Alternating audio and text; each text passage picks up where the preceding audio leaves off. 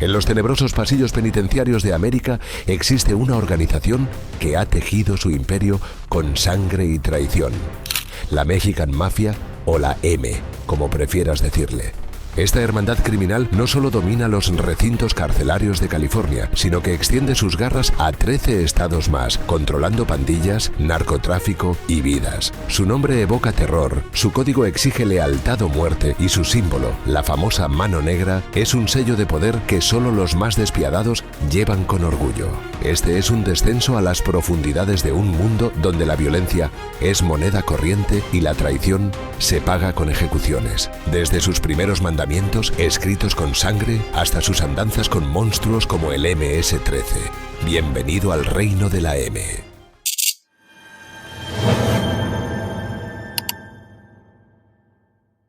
Nuestra historia se remonta a 1957, en la prisión juvenil de Dewey, en California. Una innovadora cárcel para jóvenes adultos disfrazada de taller vocacional, fundada tan solo 4 años antes. Con 800 muchachos, como les decían a los presos para que sonara menos desagradable, y césped recién plantado, el lugar prometía rehabilitación mediante reparación de motores de avión. Naturalmente, ocurrió todo lo contrario.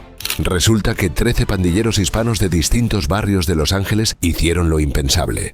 Dejaron de matarse entre ellos, pasando a matar por el negocio. Luis Güero Buff Flores era un veterano de los Hawaiian Gardens y reflexionando en su celda tuvo un momento de inspiración. Visionario, convenció a rivales de pandillas como White Fence, Hawaiian Gardens y Clanton 14 de que unidos serían más fuertes. Su lógica era impecable. Pelear por un pedazo de patio no tenía sentido cuando, unidos, no solo lograrían cierta paz, sino que podían controlar todo el mercado negro de la prisión. Uno de sus fundadores lo explicaba en estos términos. El objetivo al principio era aterrorizar al sistema penitenciario y disfrutar de las comodidades de la prisión, mientras el tiempo pasaba. De algún modo, vieron en el crimen una oportunidad de mejora carcelaria. Una muy desigual y sectaria, por supuesto. De esa forma, les vendió la idea de que extorsionar juntos era más rentable que apuñalarse entre ellos. Así nació lo que se conoce como la Mexican Mafia, o la M, porque según ellos, llamarla solo M sonaba muy simple e inspiraba menos respeto. Aquel nombre pretendía emular a la mafia italiana, pero pronto lo cambiaron para evitar confusiones.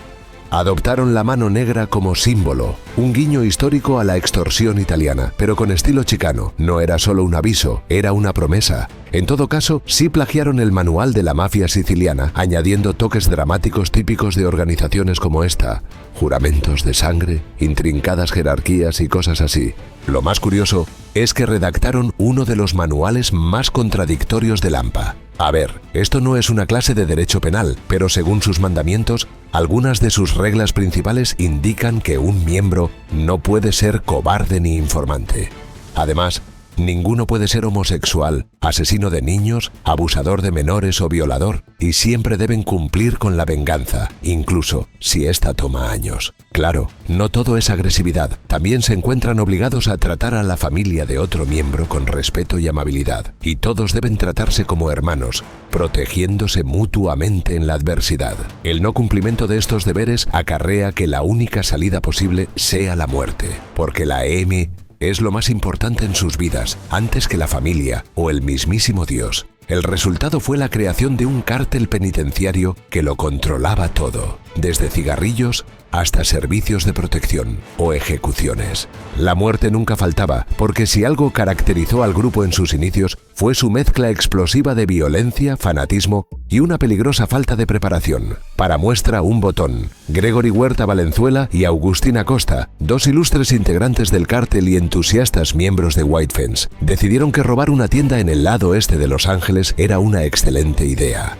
Lamentablemente para ellos, su estrategia fue la improvisación total, y el resultado lógico fue que, en medio de su entusiasmo, José Castellanos, el tendero, recibió un disparo y quedó tendido en el piso. Quizá pudo parecer un detalle menor en el momento, pero todo cambió cuando la justicia los enjuició al año siguiente. Y aún así, estos dos genios del crimen no se conformaron con su fallida obra maestra. No, señor. Decidieron darle un toque épico al proceso penal que los esperaba. Así que con la elegancia de quienes no tienen nada que perder, afilaron unas cuchillas y le clavaron una al sargento Ned Lobretovich, quien tuvo la osadía de testificar en su contra. Pudo parecerles muy gracioso u oportuno aquel espectáculo, pero siendo los hechos tan evidentes, no les salió gratis. Cadena perpetua por el asesinato del tendero y unas sentencias extra por intentar convertir al sargento en un colador. Y como todo clan delincuencial, no se detuvieron ahí.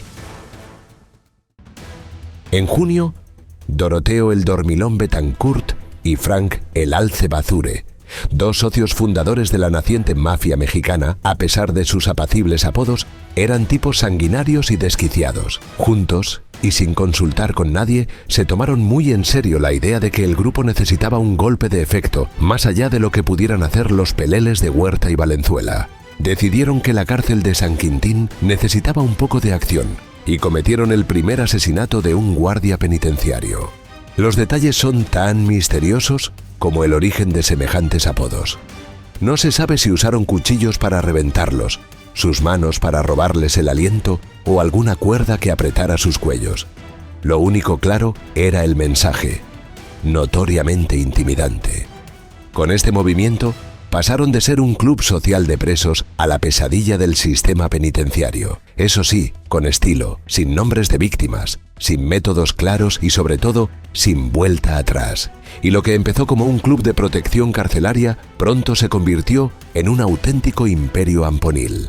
Flores y sus compinches, eventualmente, no se conformaron con solo aterrorizar al sistema penitenciario, aunque eso pudiera divertirles mucho, sino controlarlo todo. Drogas, extorsiones y hasta quién tenía derecho a respirar en su patio.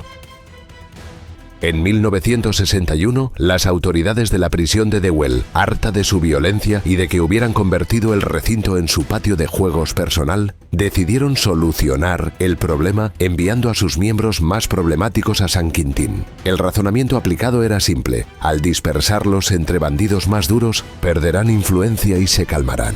Un error catastrófico, porque sus integrantes llegaron al nuevo establecimiento como turistas armados y en cuestión de meses habían replicado y hasta aumentado su reinado de terror. Por ejemplo, Chayán Cadena, uno de los fundadores, llegó a San Quintín y fue recibido con un beso no consentido por un recluso afrodescendiente de casi 2 metros de altura y 136 kilos. Sí, era básicamente un refrigerador andante. Cadena, que no era precisamente de los tipos que se sienten halagados fácilmente, respondió a este inusual saludo regresando al patio con un shiv, que es un cuchillo artesanal, y le propinó una puñalada y luego otra y otra más, hasta que aquel gigante abusivo quedó tieso sobre el frío suelo. Lo más aterrador, o tal vez gracioso para él, era que había más de 1000 reclusos mirando, pero cuando llegaron los guardias, nadie había visto nada. El silencio sobre lo ocurrido era ensordecedor.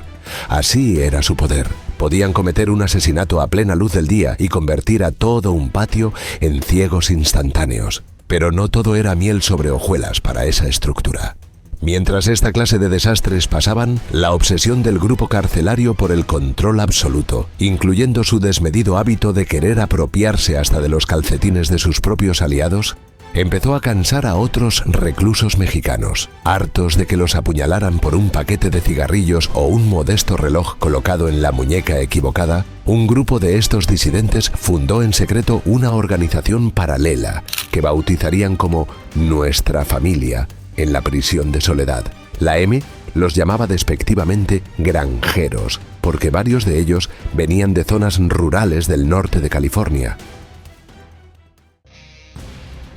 Pero en 1968, esos granjeros les dieron una paliza que quedó para la historia. Todo empezó por un par de zapatos. Sí, de hecho, se le conoce como la Guerra de los Zapatos, y es que un miembro de la mafia mexicana le robó el calzado a un simpatizante de la naciente sociedad rival. Naturalmente, exhaustos de tantas extorsiones y problemas, a estos muchachos no les hacía gracia que los obligaran a andar descalzos. Lo que comenzó como una riña por calzado terminó en la guerra carcelaria más larga de California, un motín sangriento en San Quintín. 19 apuñalados y un muerto del bando contrario a los agredidos. Fue el bautizo de Nuestra Familia como el nuevo enemigo a ser derrotado. Sin que se dieran cuenta antes, se organizaron con la disciplina de un ejército y la sed de venganza de una telenovela. Resulta que aquellos campesinos no solo peleaban, sino que ganaban, y eran igual de violentos, pero con más acento campirano.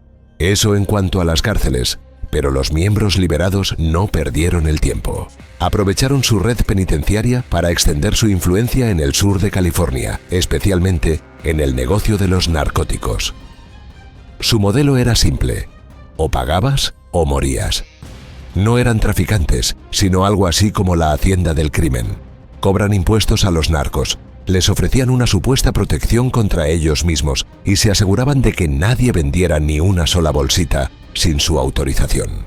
Y para extender sus tentáculos a las calles, reclutaban a los pandilleros más violentos de cada barrio y les ofrecían una membresía VIP, con su respectiva nota a pie de página de que salirse significaba muerte segura. Así, pandillas callejeras como MS-13 y la 18th Street se convirtieron en sus franquicias, operando bajo el paraguas de aquella organización. Pero ya corría una nueva década y llegado 1971, Alfonso Pache Álvarez, uno de sus integrantes, cometió el pecado capital de recaudar impuestos a narcos y quedarse con el dinero en lugar de repartirlo con los líderes tras las rejas. Su premio por semejante desfachatez fueron 2 balazos en la cabeza en un rincón pintoresco de Monterey Park. El autor intelectual del regalo fue Joe Pegleg Morgan, un padrino cojo y eslavo de la EM, que irónicamente ni siquiera era mexicano. El asesino, demostrando que institucionalmente lo de sangre azteca parecía más bien una sugerencia, convirtió el asesinato en un mensaje contundente. Aunque estuvieras libre, los Big Homies, como los llamaban, seguían siendo tus jefes. Aquel sujeto no solo era bueno ejecutando asesinatos, sino en los negocios. Junto a su protegido Rodolfo Cadena, convirtió todo el entramado en una multinacional de lo ilícito, financiada en parte con el dinero de programas de prevención de drogas. Porque sí, la misma pandilla que traficaba cocaína y heroína por toda California igualmente tomaba de la forma más descarada posible los fondos públicos destinados a combatir las drogas. Pero la cosa no quedó ahí. En un giro tan irónico como inesperado, la mafia mexicana y la Cosa Nostra de Los Ángeles descubrieron su vocación social. Su obra maestra fue saquear en asociación Get Going, un programa de rehabilitación de drogadictos financiado por el gobierno. Nada como robarle al Estado mientras fingen combatir las adicciones. El modus operandi era descarado y brillante. Para empezar, había facturas infladas por servicios fantasma. Por ejemplo, podían cobrar cualquier monto por supuestas terapias de grupo, a las que evidentemente nadie asistía. También había empleados cobrando sueldos muy reales y ajustados a la estructura de costos de la época.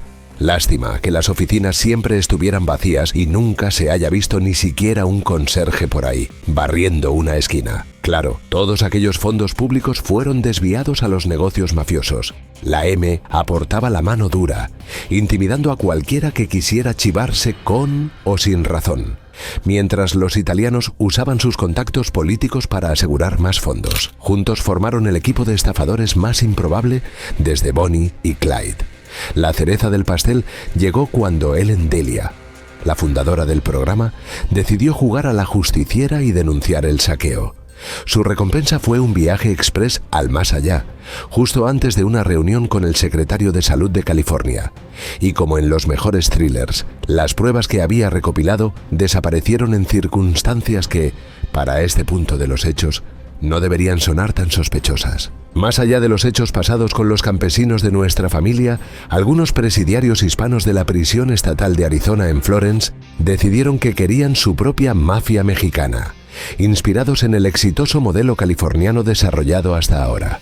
El plagio era tan descarado que hasta los guardias se dieron cuenta. Oigan, creo que esto ya existe en California, supuestamente, dijo alguna vez un oficial.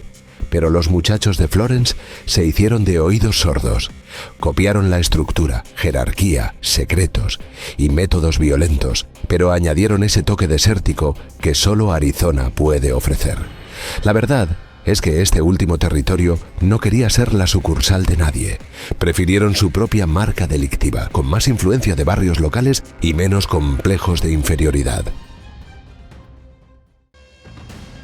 Para 1978, el asunto se puso interesante, ya que los puristas se autodenominaron Mafia Mexicana Original Facción de California, y los rebeldes se rebautizaron como Mafia de Nuevo México, como si cambiar de estado los hiciera más legítimos. Lo gracioso es que, en lugar de unirse contra el sistema, estos grupos se dedicaron a apuñalarse entre sí por el derecho a usar el nombre. Basta imaginarse la puesta en escena. Tipos que podrían estar planeando motines o traficando drogas, discutiendo como adolescentes sobre qué pandilla tiene más derecho a llamarse con el aparentemente apetecible nombre. Hasta implementaron una democracia criminal. Votaciones para líderes y decisiones importantes, como si fueran una junta vecinal, pero con navajas. Y mientras los de California seguían reinando con su jerarquía de hierro, estas facciones de Arizona y Nuevo México demostraron que hasta en aquellos negocios igualmente hay guerras de patentes. Así arribó una nueva década y el 14 de octubre de 1984, Alfredo "El Chato" Sandoval, miembro de alto rango y entusiasta de Arizona Maravilla, decidió que una tarde cualquiera en Belvedere Park, al este de Los Ángeles, era el escenario perfecto para un doble homicidio. Las víctimas eran Gilbert Martínez y Anthony Aceves, de la pandilla Mariana Marivilla. Llegó en un Montecarlo color arena y sin mediar palabra les voló la cabeza a ambos. Un tercer hombre, Manuel Torres, sobrevivió por pura caridad balística, probablemente para contarle al mundo lo mala que era la puntería del asesino. Pero el Chato no se conformó con eso. 2 semanas después, justo el día de Halloween, decidió que Ray Wells y su esposa Marlene tenían que morir. Resulta que el capo creía que Ray había cantado como un canario a la policía sobre el coche usado en los asesinatos anteriores. Su señora, por su parte, cometió el error imperdonable de estar presente. Por esos motivos, él y su compinche Eugene Valenzuela convirtieron su casa en una escena del crimen perfecta. Al tipo le dieron el tiro de gracia, estilo ejecución. A ella le aplicaron el disparo a la mexicana, ese que es de lejos por si acaso, justicia poética. Tanto esfuerzo para limpiar evidencias y terminó condenado a muerte por el asesinato de Marlene y a cadena perpetua por los otros 3 crímenes.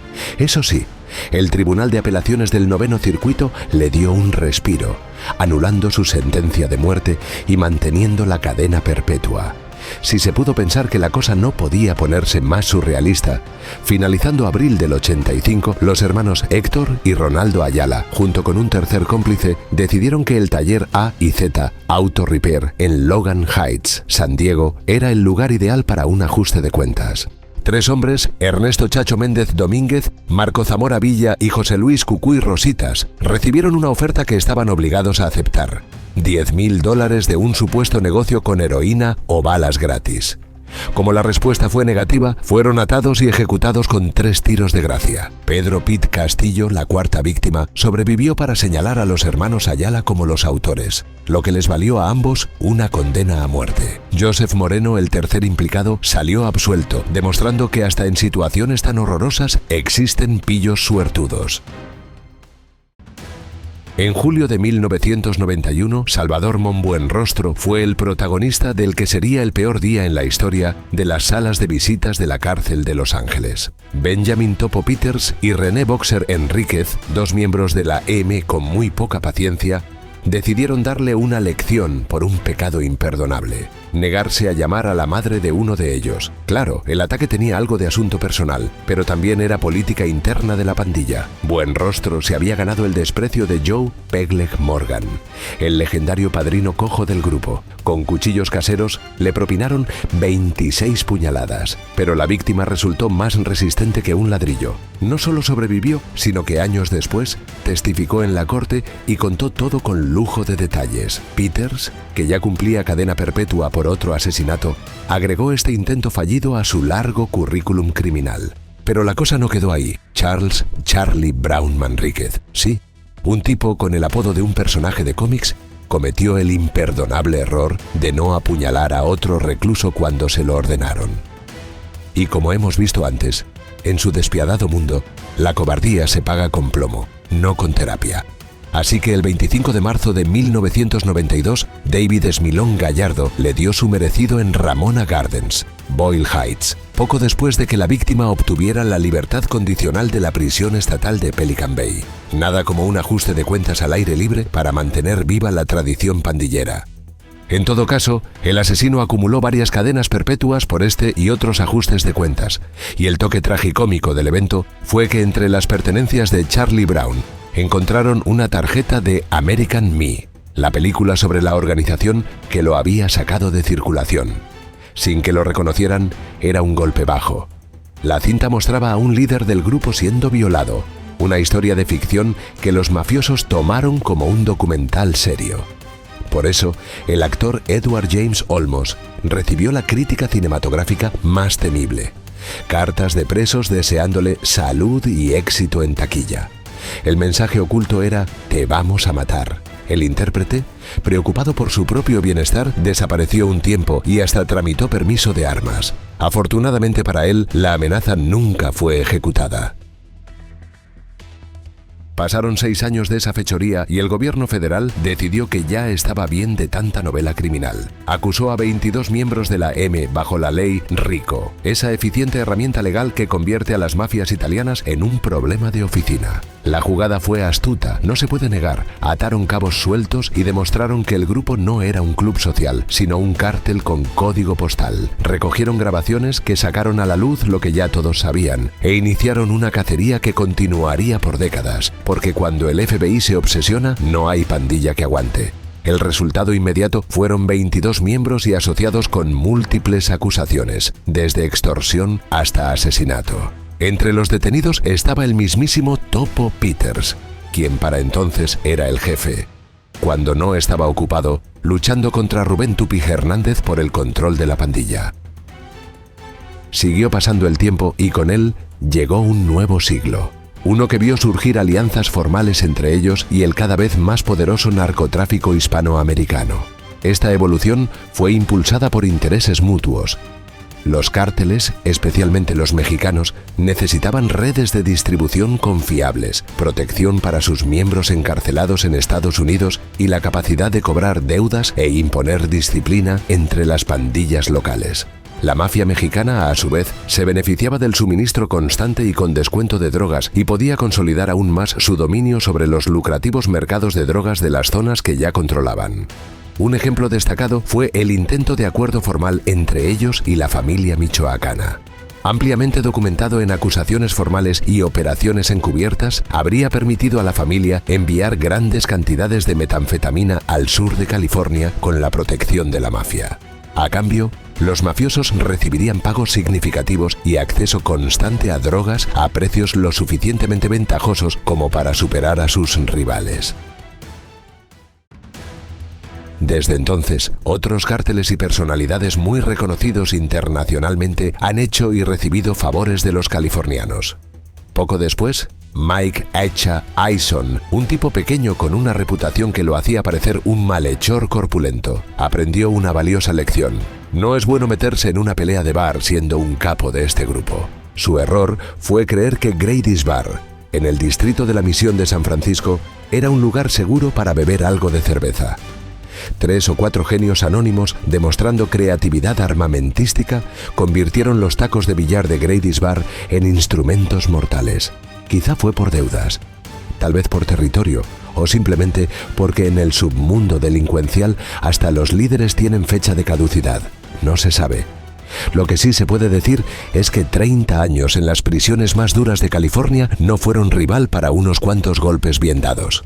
Como resultado, el pandillero murió en la calle. Ahora, René Boxer Enríquez, el niño problema que había apuñalado a enemigos en la cárcel y que al salir se especializó en cobrar impuestos a narcos con métodos poco ortodoxos para la mafia mexicana, se decantó en 2003 por lo impensable. Se convirtió en informante. Cansado de esquivar balas entre mafiosos y con una cadena perpetua asomando, decidió que ser soplón federal era mejor negocio. Sus declaraciones destaparon los secretos mejor guardados de la organización, desde órdenes de asesinato hasta esquemas de extorsión. No puedo deshacer el pasado, pero sí puedo contribuir al futuro disuadiendo a otras personas de participar en esto, afirmó tiempo después y por personas como él. Unos años luego, en 2006, El gobierno federal ya estaba harto de sus jueguitos amponiles y presentó una acusación de 36 cargos contra sus participantes. Si se quiere, el típico menú amponil: asesinatos por encargo, tráfico de drogas, impuestos narcos y extorsión a pandillas más pequeñas. Pero lo más curioso es cómo estos tipos, incluso encerrados en celdas de aislamiento 23 horas al día, seguían manejando sus negocios como si estuvieran en una oficina corporativa. Hay que reconocerlo, esquivaban los obstáculos con mucho ingenio. Códigos en las tuberías de la prisión y cartas contrabandeadas, porque en plena era digital, el correo tradicional nunca pasó de moda para ordenar fechorías. Inclusive se llegó a reportar que algunos de sus matones llegaron a tener un control remoto para establecer contacto con sus subalternos.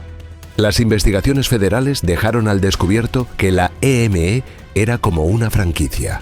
Misma violencia, distintas sucursales.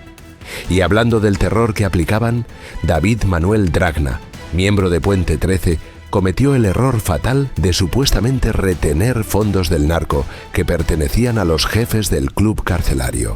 Su castigo llegó en forma de ejecución estilo mafioso, cortesía de Eddie Criminal García, un expandillero de la 18th Street reconvertido en cobrador de deudas, con gatillo fácil. Él y otro par de matones lo atraparon en un complejo de apartamentos del Valle de San Gabriel y García le dio el recibo final con un balazo en la cabeza. Lo irónico es que esta fechoría perfecta se desmoronó cuando una investigación federal posterior destapó el caso. Torres y Núñez, los cómplices, cantaron como pájaros, mientras los líderes detrás de la orden recibieron cadena perpetua. 6 años más tarde, las cosas no iban tan distintas. La operación Notorious County, una investigación de 18 meses, desveló cómo la mafia mexicana dirigía desde las sombras un próspero negocio de narcotráfico, extorsiones y balaceras. Con ese telón de fondo, las autoridades presentaron cargos contra otros 119 pandilleros, incluyendo a un jefe de la EM que tuvo el honor de ser arrestado en pijama en su casa de San Marcos, Rudy el Loco Espudo. El caso presentado era escandaloso. Una red tan bien estructurada que hasta daba pena. Y es que no solo traficaban drogas en las calles, sino que tenían un próspero negocio dentro de la cárcel de Vista. Aunque en teoría solo tenían 200 integrantes, en la práctica, su influencia iba más allá de ellos y era un auténtico servicio de delivery carcelario. Al frente de este imperio delictivo estaba el capturado en ropa de noche.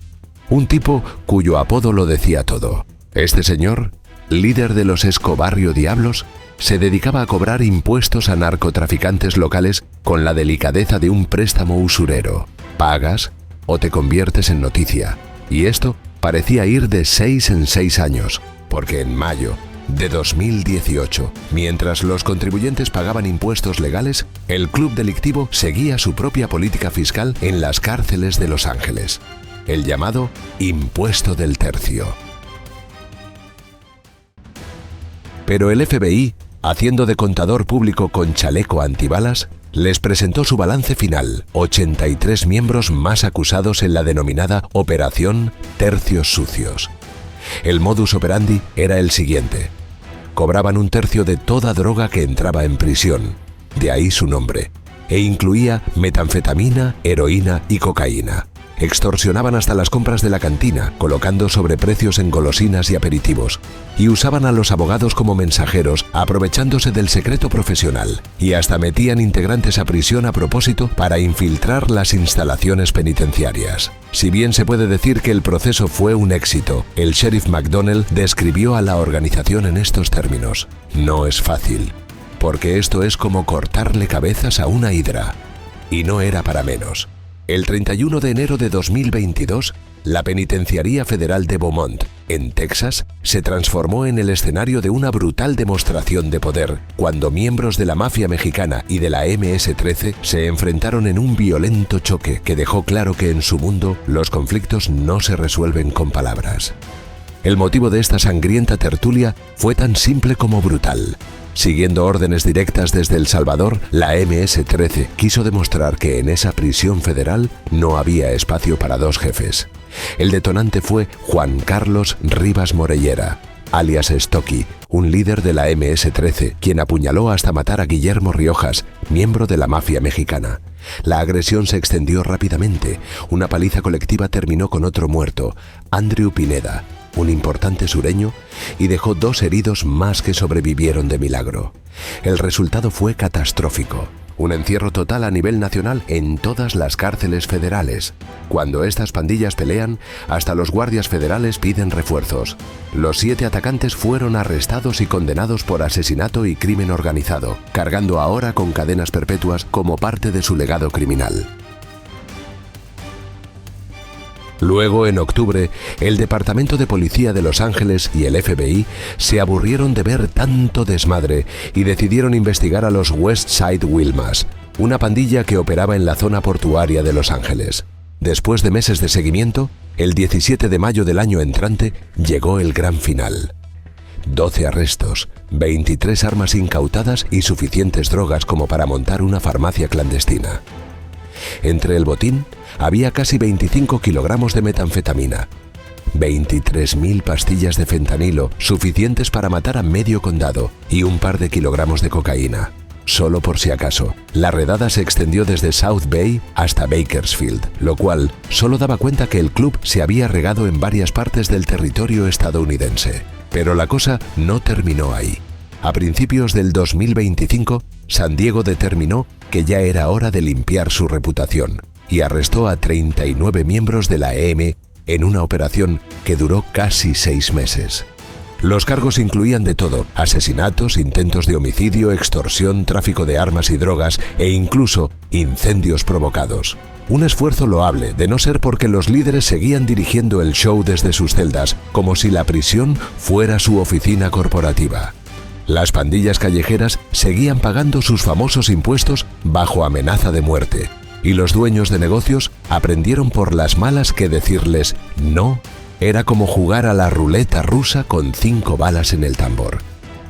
De esta manera, la estructura con integrantes principalmente hispanoamericanos sigue siendo el peor dolor de cabeza para las autoridades estadounidenses. Simplemente, los barrotes para ellos no son un problema. Sus líderes saben dirigir operaciones desde prisiones de California. Sus 2 cabecillas principales en la actualidad son Ronaldo el Profe Ayala, el sujeto que fue condenado en 1989 por múltiples asesinatos y sigue moviendo metanfetamina, heroína y fentanilo enjaulado. Puede presumir de haber protegido alguna vez a El Chapo Guzmán.